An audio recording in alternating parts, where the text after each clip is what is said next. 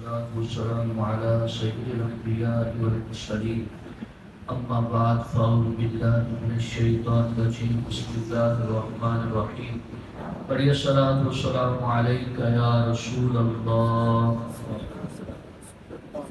وعلى آلك وأصحابك يا حبيب الله الصلاة والسلام عليك يا نبي الله وعلى آلك وأصحابك يا نور الله.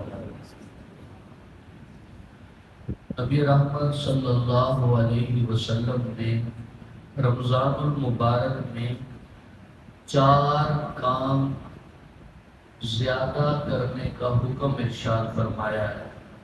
فرمایا 4 کام رمضان میں کثرت سے کیا کرو. ایک پہ تو کل بات ہو گئی تھی، بقیہ 3 آپ سماعت کریں. فرمایا سب سے پہلی چیز کہ جس سے تم اپنے رب کو راضی کر لو گے وہ یہ کہ تم کثرت سے لا الہ الا اللہ پڑھا کرو. رمضان میں یہ وظیفہ ہونا چاہیے.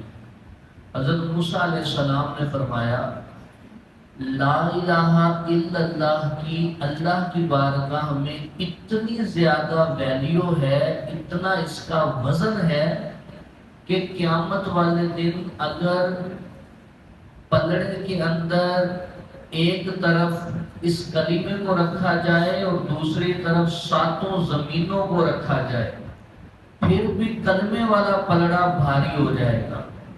اس کا اتنا وزن ہے. فرمایا رمضان میں اس کلمے کی کثرت کرو. دوسری چیز جس سے تم اپنے رب کو راضی کر لو گے، حضور فرماتے ہیں استغفر اللہ کثرت سے پڑھیں. استغفر اللہ کے ترجمے پہ نظر رکھ کے پڑھیں گے تو زیادہ لذت ملے. مطلب کیا ہوتا ہے استغفر اللہ کا؟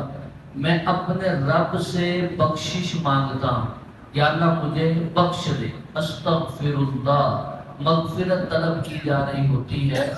ہمارے نبی صلی اللہ علیہ وسلم گناہوں سے پاک ہیں لیکن پھر بھی دن میں 70 مرتبہ اور ایک حدیث میں فرمایا 100 مرتبہ استغفر اللہ پڑھتے ہیں. 100 مرتبہ استغفر اللہ. اب پورا بھی پڑھ سکتے ہیں بعض لوگ استغفر اللہ العظیم واتوب الیہ. حدیث میں ہے کہ استغفر اللہ پڑھنے کا سب سے کم فائدہ یہ ہے کہ اللہ بندے کے غم دور فرما دیتا ہے. یہ سب سے کم فائدہ ہے. اور ہمارے معاشرے میں سب سے بڑا جس چیز کا مسئلہ ہو گیا ہے کہ بندہ کسی نہ کسی وجہ سے غم میں ہوتا ہے، پریشانی میں ہوتا ہے، لیکن استغفر اللہ کی کثرت کی برکت یہ ہے کہ اللہ بندے کو سب سے کم فائدہ یہ دیتا ہے کہ اس کا غم دور فرما دیتا ہے. فرمایا 2 چیزیں ان کے بغیر تمہارا رمضان میں کوئی گزارا نہیں ہے. 2 تو میں نے بتا دیے. 2 اور چیزیں جن کے بغیر تمہارا گزارا نہیں. وہ کیا؟ فرمایا تم اپنے رب سے جنت کا سوال کرو. ہم دعا تو مانگتے ہیں لیکن زیادہ تر ہماری دعائیں کیا ہوتی؟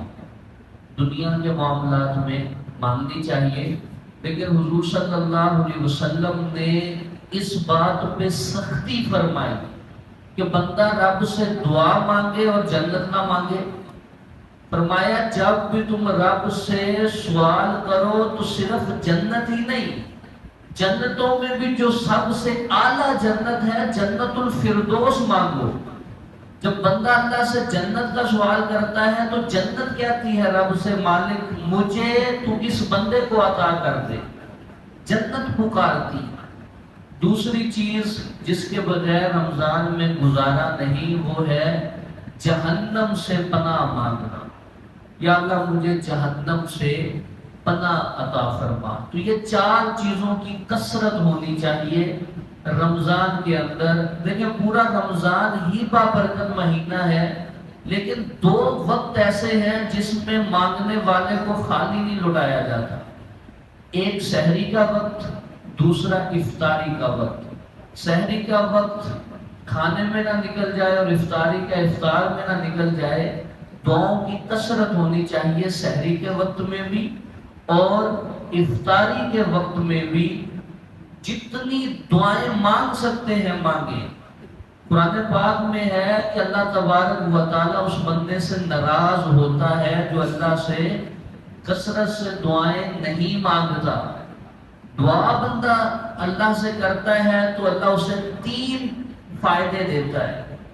یا تو جو اس نے مانگا ہے وہ دے دیا جاتا ہے، جو مانگا مل جائے گا، یا جو اس نے مانگا ہے اللہ اس دعا کی وجہ سے کوئی اس کی مصیبت دور فرما دیتا ہے۔